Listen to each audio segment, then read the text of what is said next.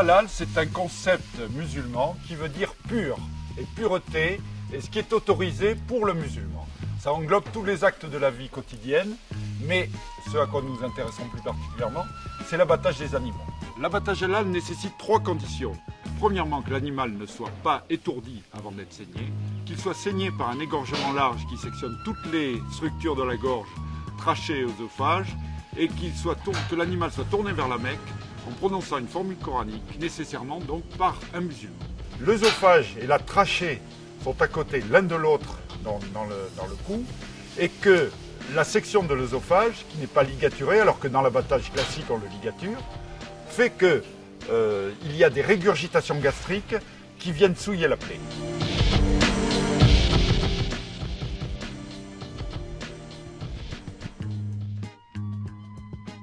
Alors, les risques du halal sont des risques sanitaires absolument énormes qui contreviennent au principe de précaution. C'est-à-dire que la réglementation actuelle impose, lors de la saignée, d'épargner la trachée et l'œsophage, pour des raisons d'hygiène.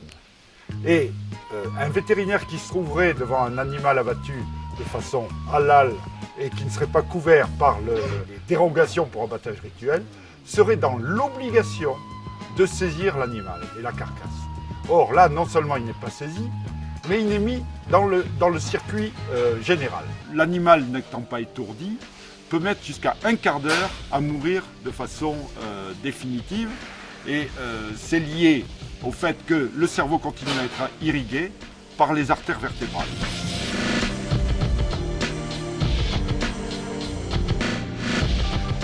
En ce qui concerne l'abattage moderne, que je qualifierais moderne, l'animal est étourdi avant d'être saigné. Ensuite, il est saigné par une toute petite incision qui va chercher juste les vaisseaux sanguins, et non pas, on ne sectionne ni la trachée ni l'œsophage. Et de toute façon, une fois que l'animal est mort, on ligature tout de suite l'œsophage pour éviter que lors des opérations qui vont suivre, il n'y ait une quelconque souillure de la carcasse.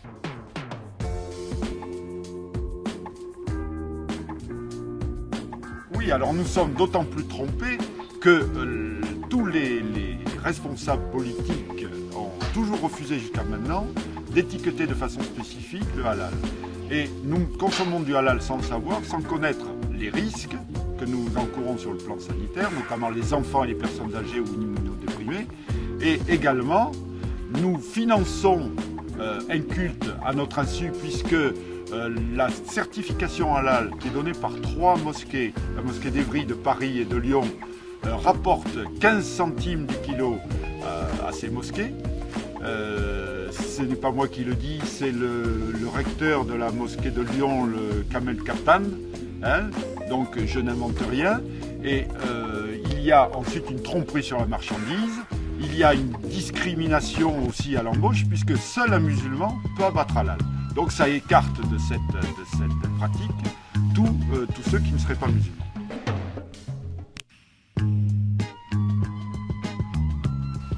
Eh bien, nous proposons d'abord une solution de bon sens qui a toujours été refusée par les dirigeants politiques, à savoir qu'il y ait un étiquetage spécifique de la viande qui a été abattue de manière halal. Ça, c'est le premier point, le premier stade. Mais nous voulons aller plus loin. Nous voulons que l'abattage halal soit interdit pour des raisons de protection animale et de protection sanitaire du consommateur, comme l'ont fait des pays comme la Suisse, le Danemark ou la Norvège. Donc quand on voit ces animaux qui sont si touchants, on a envie de leur donner une mort qui soit digne d'eux, même si on doit les consommer pour notre santé, mais il est nécessaire qu'on les respecte.